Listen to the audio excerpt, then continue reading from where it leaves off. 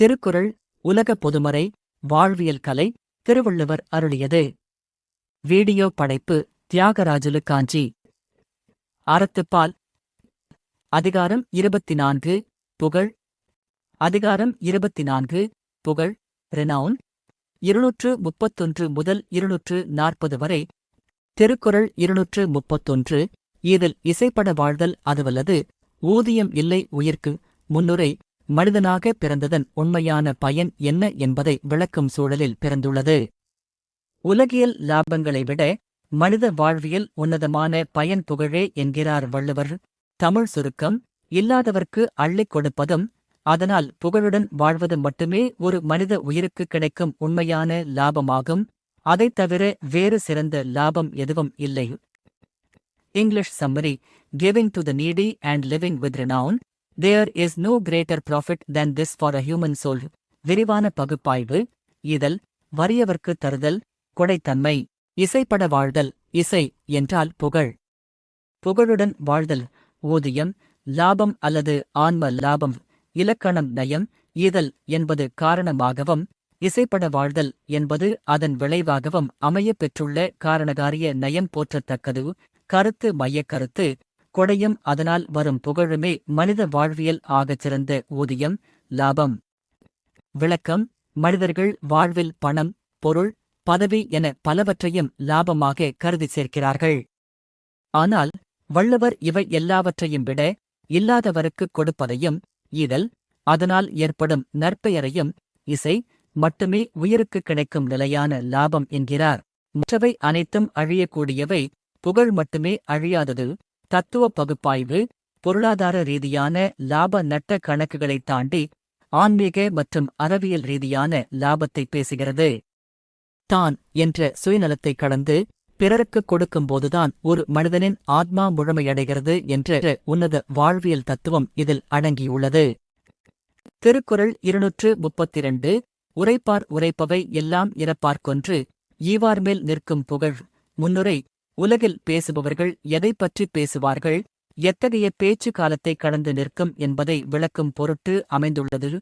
தமிழ் சுருக்கம். உலகில் புகழுரைகளை கூறுவோர் பேசும் பேச்சுகள் அனைத்தும் யாசிப்பவருக்கு கொடை கொடுக்கும் வள்ளல்களின் மேல் நிலைத்து நிற்கும் புகழையே குறிக்கும். English summary. Whatever praiseworthy words speakers may utter, they all ultimately center around the fame of those who give alms to the needy. விரிவான பகுப்பாய்வு. உரைப்பார். புகழை பேசுபவர்கள் வரலாற்றை எழுதுபவர்கள். இறப்பார்க்கொன்று. யாசித்துக் கேட்பவருக்கு ஒரு பொருளை ஈவார்மேல் கொடுப்பவர் மீது நிற்கும் புகழ், நிலை பெற்று நிற்கும் பெருமை. கருத்து மையக்கருத்து. உலகப் புகழுரைகள் அனைத்தும் கொடையாளிகளையே சென்றடையும். விளக்கம்.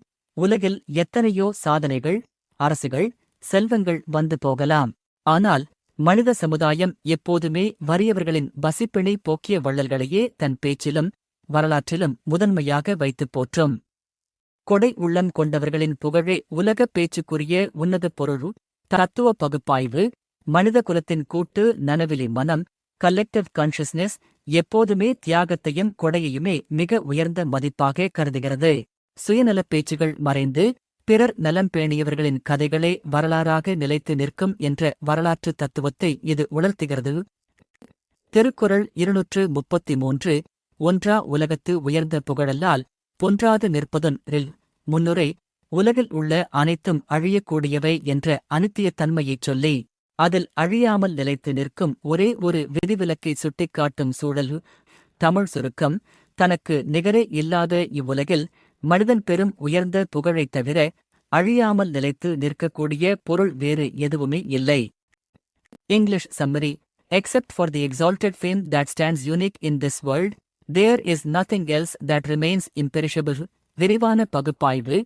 ஒன்றா உலகத்து, இணையற்ற உலகத்தில் அல்லது மக்கள் ஒன்றுபடாத இந்த உலகத்தில் பொன்றாது, அழியாமல் நிற்பதொன்று எல், நிலை பெற்றிருப்பது வேறொன்றும் இல்லை. கருத்து மையக்கருத்து. புகழ் மட்டுமே உலகில் அழியாத ஏக பொருள். விளக்கம். மாட மாளிகைகள், கோட்டைகள், பேராற்றல் கொண்ட அரசுகள், குவிக்கப்பட்ட செல்வங்கள் என அனைத்தும் கால வெள்ளத்தில் அழிந்து சாம்பலாகிவிடும். ஆனால் ஒரு மனிதன் செய்த நற்செயல்களால் விளையும் புகழ் என்னும் நுண்வடிவம் மட்டுமே காலத்தை வென்று அவன் மறைந்த பிறகும் வாழும். தத்துவ பகுப்பாய்வு நிலையாமை என்ற தத்துவத்திற்கு மாற்றாக புகழ் என்னும் நிலையாமை வெல்லும் ஆயுதத்தை வள்ளுவர் முன்வைக்கிறார். உடல் அழிந்தாலும் நற்பெயர் அழியாது என்ற தத்துவம் மனிதனை மரணமில்லா பெருவாழ்விற்கு இட்டுச் செல்கிறது. திருக்குறள் 234 நிலவரை நீள்புகழ் ஆற்றின் புலவரை போற்றாது புத்தேள் உலகு. முன்னுரை புகழின் எல்லை எவ்வளவு பெரியது, அதன் மதிப்பு தேவர்களையும் விட எங்ஙனம் உயர்கிறது என்பதைக் காட்டும் வியத்தகு சூழல்.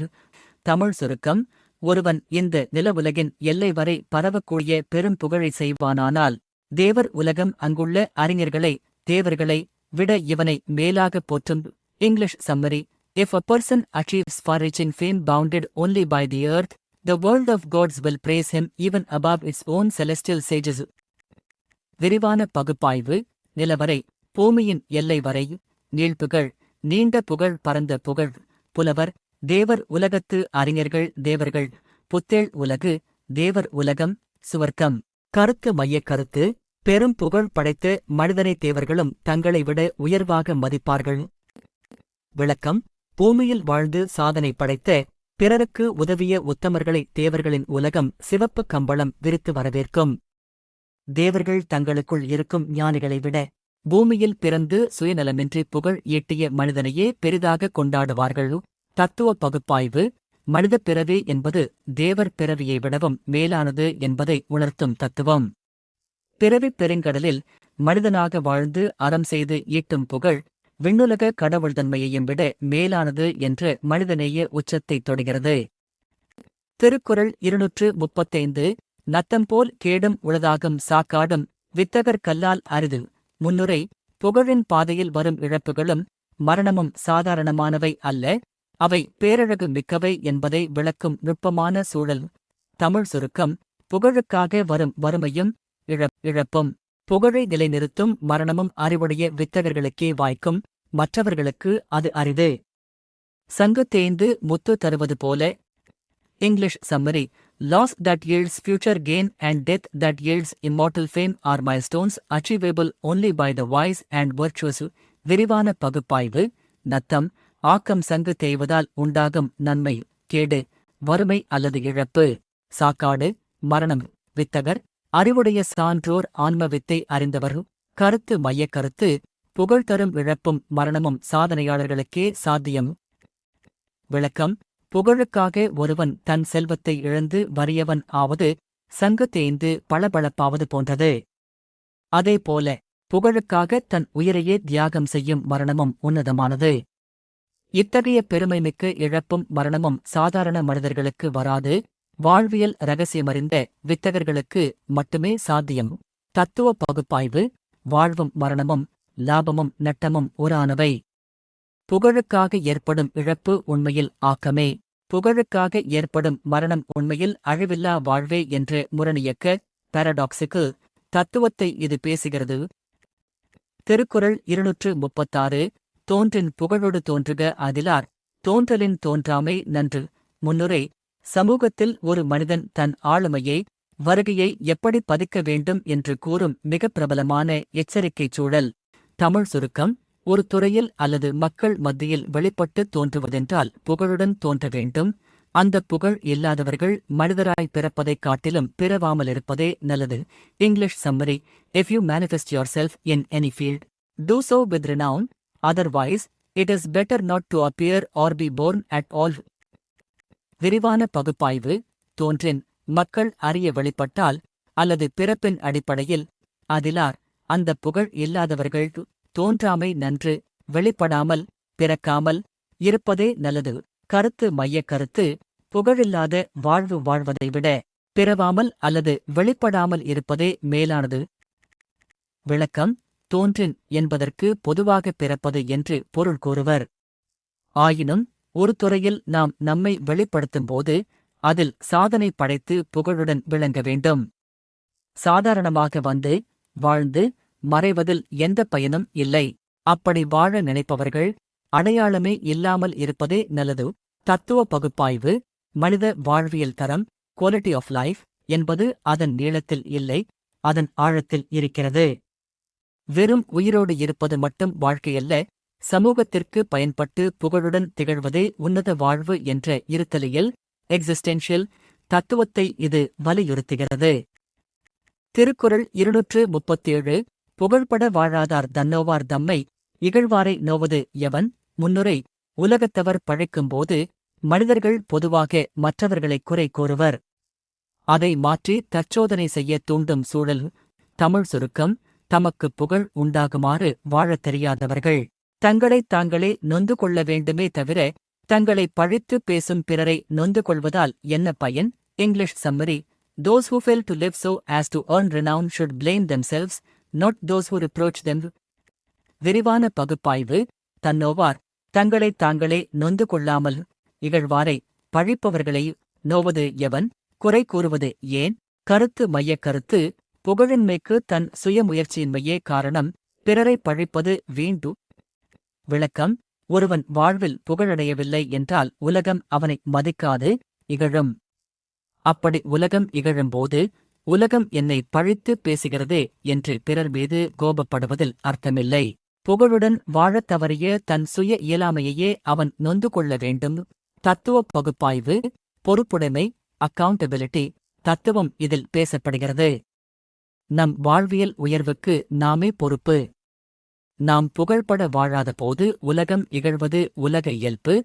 எனவே பழியை பிறர் மேல் போடாமல் அகநோக்கித் திரும்ப வேண்டும். திருக்குறள் 238 வசையென்ப வையத்தார்க்கெல்லாம் இசை என்னும் எச்சம் பெறாவிடின். முன்னுரை புகழைச் சம்பாதிக்காத ஒரு மனிதனின் வாழ்வு எத்தகைய நிலையை அடையும் என்று எச்சரிக்கும் சூழல். தமிழ் சுருக்கம் இவ்வுலகில் வாழ்வோருக்கு புகழ் என்னும் எஞ்சி நிற்கும் அழியாத செல்வத்தை பெறாவிட்டால் அதுவே அவர்களுக்கு பெரிய வசை, பழி என்று சான்றோர்கள் கூறுவர். English summary to those living on earth, if they do not acquire the lasting legacy called fame, it is considered a disgrace to their existence. விரிவான பகுப்பாய்வு வசை பழி அவமானம். வையத்தார்க்கு உலகத்தில் வாழ்பவருக்கு இசை என்னும் எச்சம், புகழ் என்னும் எஞ்சி நிற்கும் பொருள், வாரிசு மிச்சம் பெறாவிடின் பெறாமல் போனால். கருத்து மையக் கருத்து புகழை ஈட்டாத மனித வாழ்வே ஒரு பழிச்சொல் ஆகும்.